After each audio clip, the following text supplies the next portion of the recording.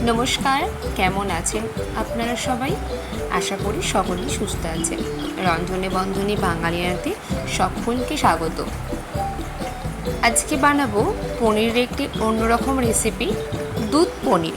চলুন দেখে নেওয়া যাক এই দুধ পনিরের রেসিপি। প্রথমেই একটা কড়াই নিয়েছি। কড়াইয়ের মধ্যে কিছুটা সাদা তেল দিয়েছি। আপনারা চাইলে সাদা তেলের জায়গায় ঘি দিয়েও পুরো রান্নাটা করতে পারেন। তারপর আগে থেকে পিস পিস করে কেটে রাখা পনিরগুলোকে দিয়ে দিতে হবে যখন সাদা তেলটা গরম হয়ে যাবে। প্রত্যেকটা পনিরকে একে একে করে ওপরেতে দিয়ে দেবো। পনিরগুলো একটু লাল লাল করে ভাজা হয়ে গেলে তারপর একটা সসপ্যানেতে জল আর লবণকে ফুটিয়ে রেখেছিলাম, পনিরগুলো তেল থেকে তুলে সেই জলের মধ্যে দিয়ে দেবো।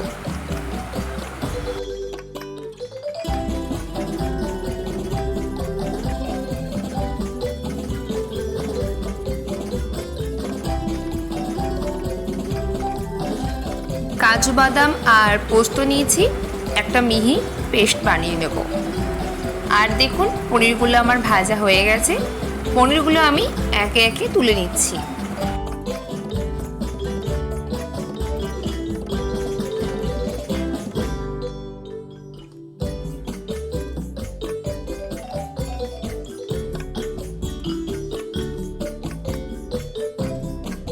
ওই তেলেতেই দিয়ে দিচ্ছি পরিমাণ মতো বাটার।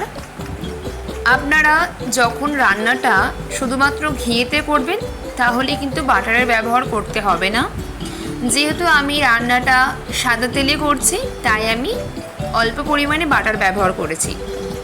বাটারটা খুব ভালো করে গলে গেলে ওপর থেকে দিয়ে দিলাম 1 চামচ মৌরি আর হাফ চামচ জিরে। এরপর দেব পরিমাণ মতো হিং।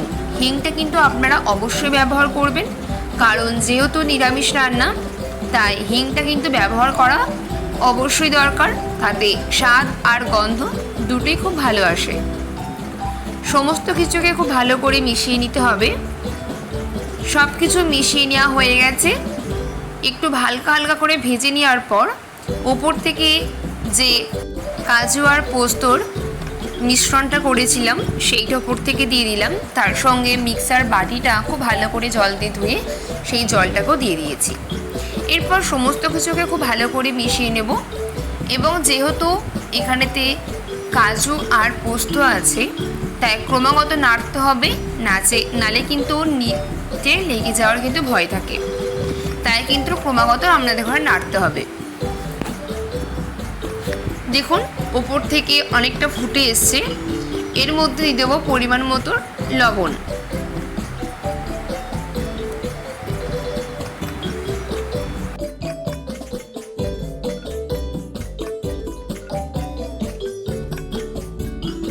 খুব ভালো করে ফুটে গেলে ওপর থেকে দিয়ে দেবো পরিমাণ মতো দুধ।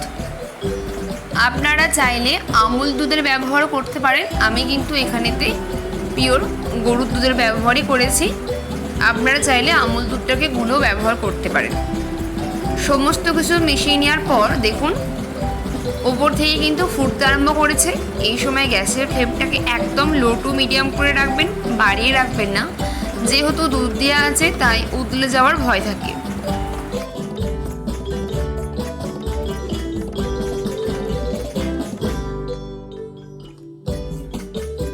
স্বাদ হওয়ার জন্য দিচ্ছি পরিমাণ মতো চিনি। খুব সামান্য পরিমাণে আমি এখানে চিনি ব্যবহার করেছি যাতে স্বাদটা একবারে ব্যালেন্স হয়ে যায়, সেই জন্য। দেখুন যে দুধের যে মিশ্রণটা কতটা ঘনত্ব হয়ে গেছে, শুধুমাত্র কাজু আর পোস্ত দেওয়া আছে বলে। ক্রমাগত কিন্তু আপনার নাড়বেন, নালে কিন্তু নিচে লেগে যাওয়ার ভয় থাকে। এরপর দিয়ে দেবো পনিরের টুকরোগুলো। পনিরটাকে আমি জল ঝরিয়ে নিয়েছি। পনিরগুলো আমি ওপর থেকে দিয়ে দিচ্ছি একে একে প্রত্যেকটা পনিরকে।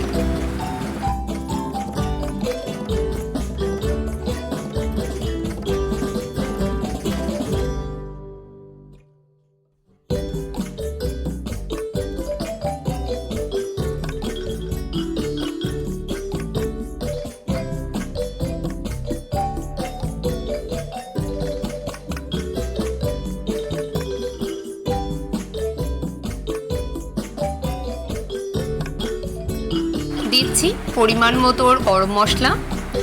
খুব ভালো করে উপর থেকে গরম মশলা ছড়িয়ে দিলাম। আর আমি কিন্তু গরম মশলাটা বাড়িতেই বানাই। আপনারা যদি গরম মশলার ভিডিও দেখতে চান আমাকে অবশ্যই কমেন্ট বক্সে কমেন্ট করে জানাবেন। এরপর দিয়ে দেবো ওপর থেকে পরিমাণ মতো ভাজা মশলা। ভাজা মশলাটাও কিন্তু আমি বাড়িতেই করি। আর ভাজা মশলাটা অনেকেই বাড়িতে বানান, আমি একটু অন্যরকমভাবে বানাই। যদি আপনারা ভাজা মশলার রেসিপি দেখতে চান তাহলে অবশ্যই আমাকে কমেন্ট করবেন, আমি একদিন রেসিপি দিয়ে দেবো।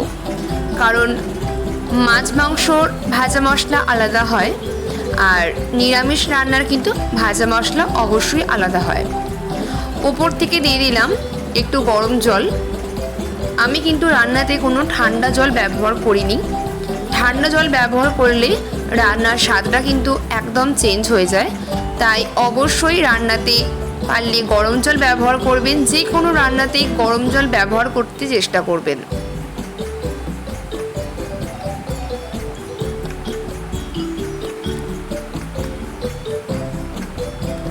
খুব ভালো করে ফুটে গেছে। ওপর থেকে দিয়ে দিলাম কসুরি মেথি। কসুরি মেথিটাকে আমি একটুখানি হাতে ডলে নিয়েছি, তারপর ওপর থেকে ছড়িয়ে দিয়েছি। দেখতেই পাচ্ছেন গ্রেভিটা কতটা মোটা হয়ে গেছে।